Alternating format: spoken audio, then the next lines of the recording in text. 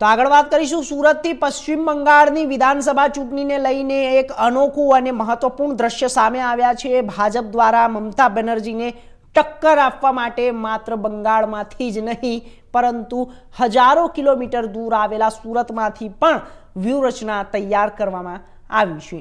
રવિવારે રાત્રે સુરતના ઉધના રેલવે સ્ટેશનના પ્લેટફોર્મ નંબર 5 પર વોટર સ્પેશિયલ ટ્રેન રવાના થઈ હતી, જેમાં 1300 થી વધુ મતદારો પશ્ચિમ બંગાળમાં મતદાન કરવા માટે નીકળ્યા હતા અને આ દરમિયાન સ્ટેશન પર દેશભક્તિનો માહોલ છવાયો હતો અને મુસાફરોના હાથમાં તિરંગો જોવા મળ્યો હતો। વંદે માતરમ તેમજ જય શ્રી રામના નારાઓથી આખું સ્ટેશન ગૂંજી ઉઠ્યું હતું।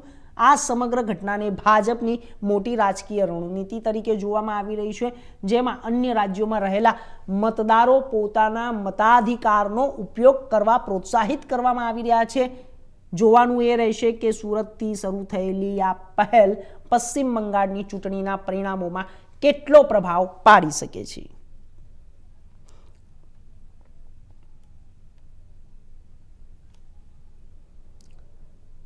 તો આગળ વાત આણંદની કરમસદ આણંદ મહાનગરપાલિકા